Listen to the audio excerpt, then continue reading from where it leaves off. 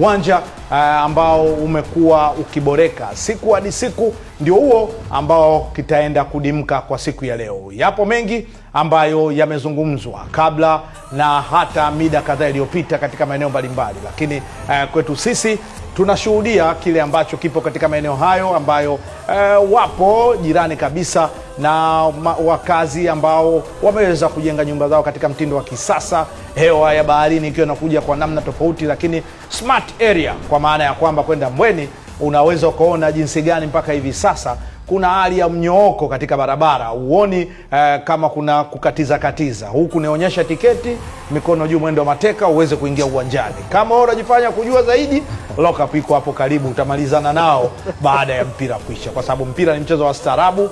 Na ukumbuke kwamba licha uwekezaji ambao unauona katika uwanja huu, kuna uwanja mkubwa wa kisasa kabisa wa beach soka ambao uko katika maeneo hayo. Ni sehemu ambayo JKT Tanzania, taasisi hii ya kijeshi, jeshi la kujenga taifa, inajivunia kwa kuweza kuwa na ubunifu ambao umeweza leo hii kufikia hatua ya kuchezesha mchezo wa watani wa jadi, kwa maana ya kwamba dabi ya Kariakoo ambapo wenyeji ni Simba Sports Club.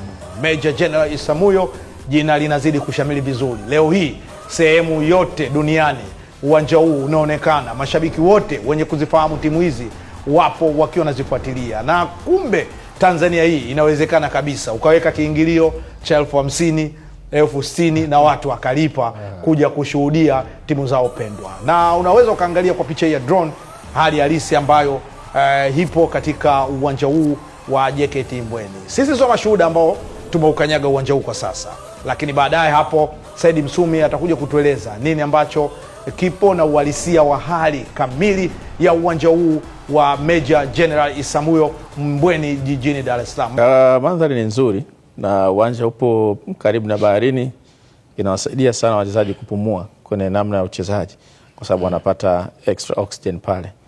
Lakini ukiondoa hilo, eneo la kuchezea, pitch yenyewe imekuwa na nyasi fupi ambazo zinaruhusu mpira kuburuzika na kutoka eneo moja kwenda lingine kwa kasi ambayo imekusudiwa na yule anaipiga, tofauti na nyasi bandia kwamba sakafu inakuwa ngumu, mpira ukidunda unaenda mbali kwa speed na ukiupiga unateleza, tofauti na yule aliyepiga alivyodhamiria.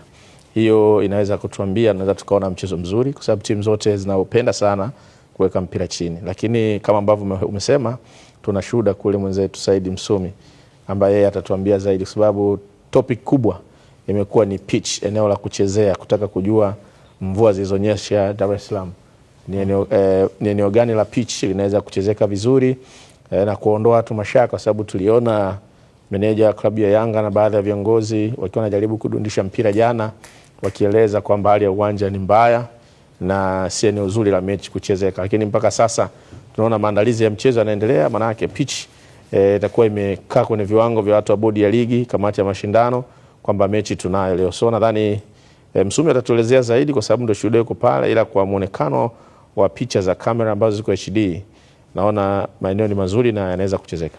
Muro, wewe kwa upande wako una nini ambacho umekiona tofauti na ambacho Abisai ameweza kutupa simulizi katika muda huu? Yes, nafikiri kikubwa sana pato hapa ni mazingira ya Meja General Isamuhyo.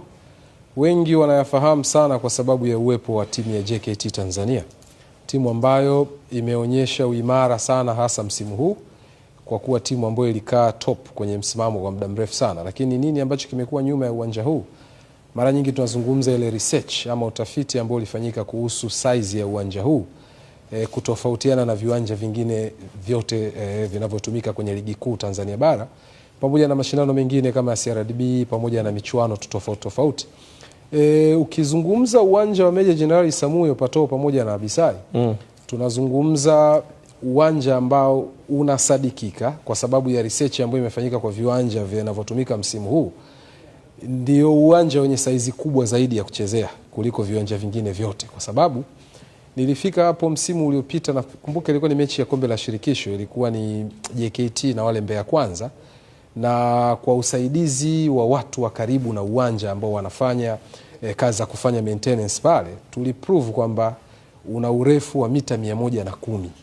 Ukishazungumza mita 110 kwenye urefu, ile length of the pitch, unazungumza ni mkubwa zaidi ya mita 5 kuliko uwanja wa Benjamin Mkapa na uwanja wa Chamazi ambao tunazungumza ni viwanja ambao ni notable kwa hapa Dar es Salaam, vinavyo host michezo special zaidi, kwa sababu uwanja wa Taifa una 105 mita za urefu, Chamazi una 105 mita za urefu, viko sawa.